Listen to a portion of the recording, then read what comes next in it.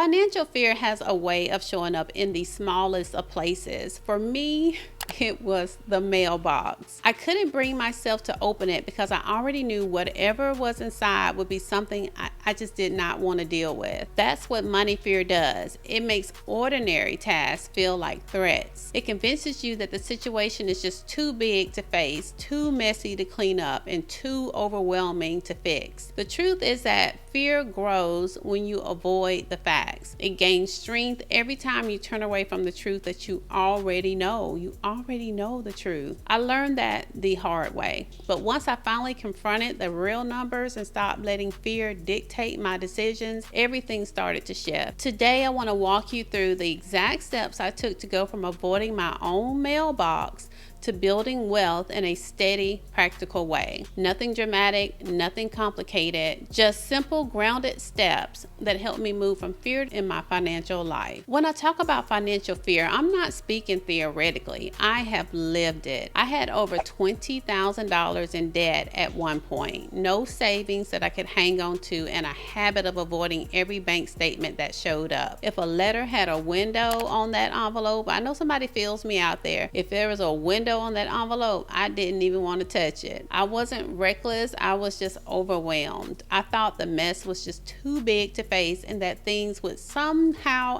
sort themselves out if I just worked harder or waited long enough. But that's not how money works, and it's definitely not how wealth is built. My situation didn't change until I stopped hoping for rescue and started facing the truth head on. The turning point wasn't a big moment of inspiration. It was the decision to stop avoiding what was already real. Once I did that, I could finally make decisions based on facts instead of fear. That's what rebuilt my confidence and set the foundation for real financial progress. Step 1, I faced the actual numbers. This was the hardest step and the most necessary. I had been avoiding my money for most of my 20s, almost a full decade of looking everywhere else except at the truth. The fear had turned into a routine. I wouldn't check the mailbox. I didn't open envelopes from companies I recognized. Anything that looked like a bill went straight into a pile that I pretended didn't exist. Avoidance became a habit that felt normal, even though it was quietly draining my confidence. When I finally sat down to look at everything directly, I expected the numbers to crush me. I'd made it out to be the biggest monster just lurking in the shadows. But instead, I found something surprising. The situation wasn't nearly as bad as the version that I created in my mind. Fear had turned the debts into a monster.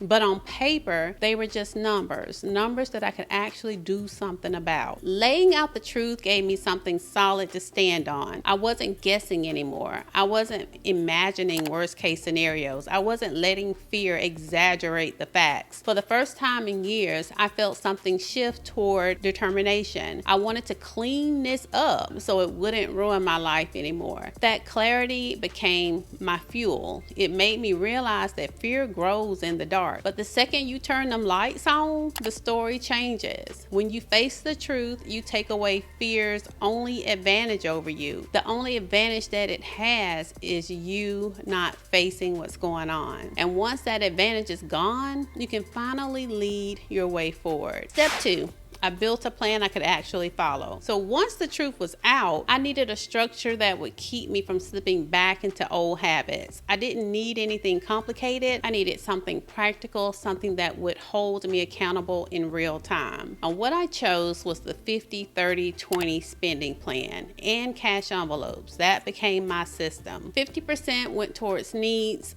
30% towards wants, and 20% towards savings. Adjust these percentages for the cost of living in your area. I started with 6 categories for my cash envelopes that matched my actual life. Things like food, gas, savings, subscriptions, sinking funds for recurring expenses, and fund money, things like that. That was it. It wasn't anything fancy. It just covered the basics. What made the system powerful was how honest it forced me to be. When I swiped my card, the purchase never felt real. The plastic created a buffer between me and the consequence, but cash removed that buffer. Every time I reached into an envelope, I felt the actual weight of the decision. If I didn't want to let go of the money, I didn't make the purchase. And when I ran out of cash, I was done for that pay period. I had to wait until the next time that I funded that category. If you are having difficulty with staying within limits and not overspending, cash envelopes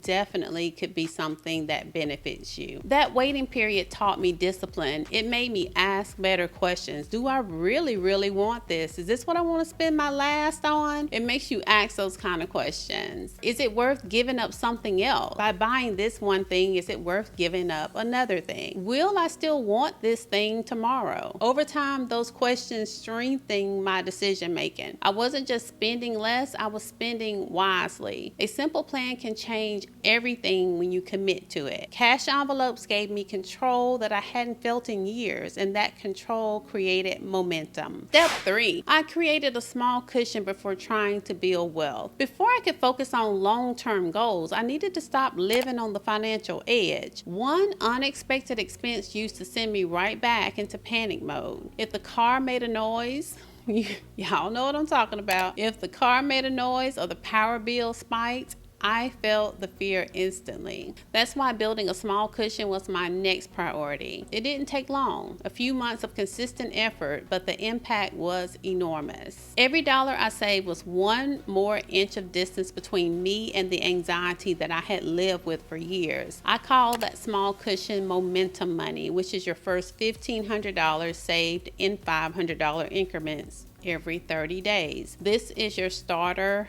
stability fund. Your true stability fund is 3 to 6 months expenses, but this is just the beginner. I choose to call it a stability fund rather than an emergency fund because your stability is the top priority that allows you to respond to everything else that life may present. I don't want to just be reacting to an emergency. I don't want the money to just be earmarked for something bad or something theoretically bad. Well, this is the money for the tragic thing that's going to occur. No, this is the money that keeps me stable. This is the money I can make other decisions in my life once I have this amount already saved. This is the amount that will allow me to not be freaked out after payday. The first time I used that cushion was for 4 new tires. Growing up, even getting 1 tire replaced was a big deal for my family. But 4 at once, that felt almost impossible. But this time was different. I wasn't scrambling. I wasn't panicking. I wasn't choosing between safety and survival. I paid for all 4 tires in cash, and that moment changed something in me. It showed me what stability feels like. For the first time, I could breathe. I wasn't bracing for the next financial hit. I wasn't living in defense mode. That small cushion gave me the confidence to think ahead instead of reacting.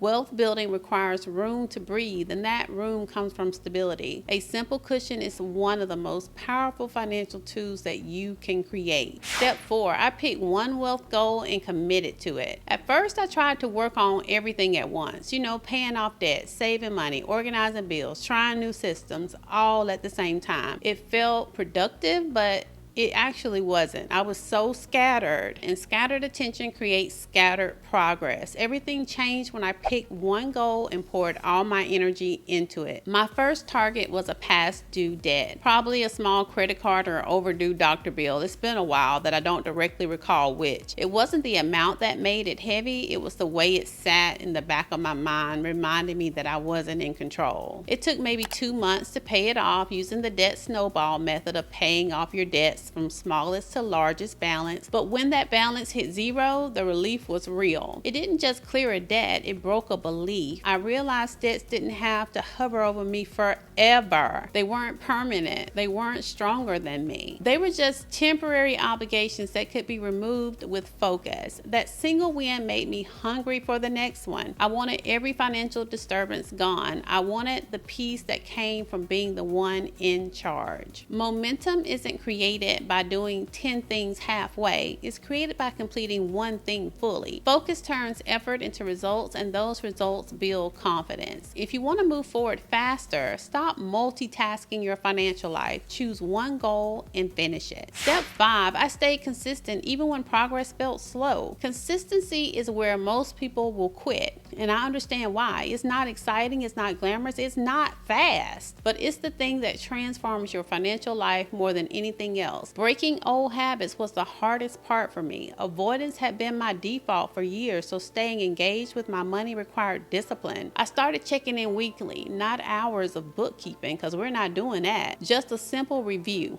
What came in, what went out, what needs attention. That weekly habit kept me from drifting back into autopilot. Progress wasn't always obvious. Some weeks felt slow, some months felt repetitive, but I kept going because I had finally discovered something worth protecting: my authority over my money. Once I realized I had power, I wasn't giving it up. I had spent too many years letting fear run the freaking show. Consistency kept fear from creeping back in. Over time, the results were visible. Bills were paid on time, debts were shrinking, savings were growing, my choices were intentional, my reactions were calmer. That stability didn't come from getting some big raise or a dramatic breakthrough. It came from steady, repeated action. Consistency builds trust in yourself. It builds confidence in your decisions, and it's the reason your financial life changes for good. Real talk. I had to learn this the hard way. For a long time, I kept hoping someone would come save me, okay? That someone would show up with the answers or help or the opportunity that would change everything for me. But the shift didn't happen until I realized I could save myself. Now that's the moment that fear started losing. Not because my situation magically improved, but because I finally stepped into the responsibility that fear had been holding hostage. Avoidance wasn't protecting me, it was costing me. Once I started leading my money instead of hiding from it, everything started to stabilize. Not instantly, not perfectly, but steadily. And that steadiness is what builds wealth, not luck, not rescue, not shortcuts. Leadership, consistency, and ownership. Those are the qualities that move you out of fear and into financial strength. Here's what got me out of financial fear. I faced the numbers I had been avoiding. I built a simple plan using tools like the 50-30-20 spending plan, sinking funds, and cash envelopes. I created a small cushion, $1,500 of momentum money, so I wasn't living on the edge anymore. I focused on one goal at a time, starting with paying off my first debt using the debt snowball. And I stayed consistent long enough to feel the emotional and financial stability take hold. These steps weren't complicated, they were honest, practical, and repeatable, and they can work for you the same way they work for me. If this breakdown helped you understand what overcoming financial fear looks like, click the like button, comment, subscribe, and share this video with a friend. I'm here to give you straightforward guidance that helps you take real control of your money without confusion or overwhelm. And if you're ready to build your own system using the same steps I used to get started, my free starter guide is linked in the description. It'll walk you through the foundation you need to stop avoiding your money and start leading it with confidence. You're building a system that supports the life that you're aiming for. Your money era isn't a trend, it's a turning point, and you're already in it.